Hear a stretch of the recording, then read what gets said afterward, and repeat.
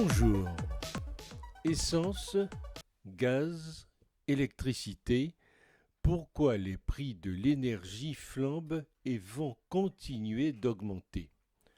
Problème pour le porte-monnaie des ménages, car cette flambée des prix ne concerne pas uniquement les carburants.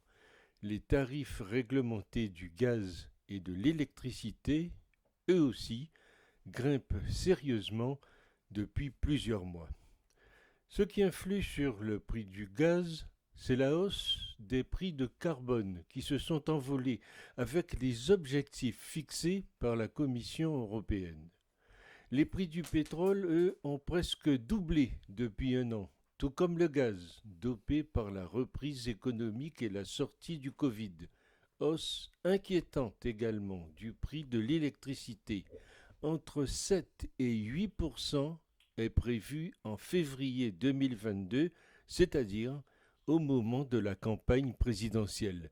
Cela concernerait 22 millions de Français qui se chauffent à l'électricité. La production mondiale est sous perfusion avec le pétrole non conventionnel, gaz de schiste et dérivés produits aux États-Unis et non exportés.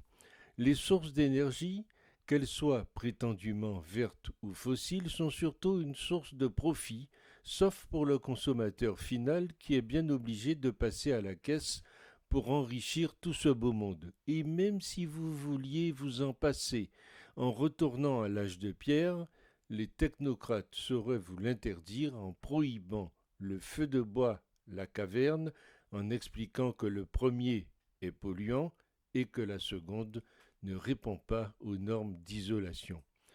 Il y a aussi la question des taxes. Il y a trop de taxes, et plus on applique la TVA sur les taxes. Où est donc la valeur ajoutée sur ces taxes? Sans les taxes, l'essence serait moins chère que l'eau, ce qui est déjà le cas au Venezuela, où un litre d'essence est 2 fois moins cher qu'une bouteille d'eau.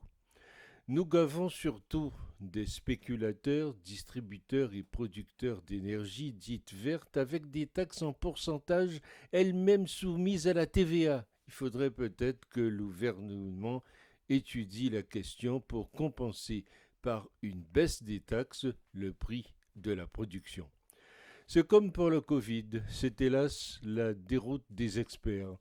On annonçait le pic pétrolier, c'est-à-dire la baisse de la production par épuisement des ressources depuis 20 ans. Mais la production continue à augmenter. On va interdire le chauffage au fioul et faire exploser la production électrique. Le simple bon sens montre la vanité de ces prévisions catastrophiques. On risque de tomber de Caribansila avec le tout électrique.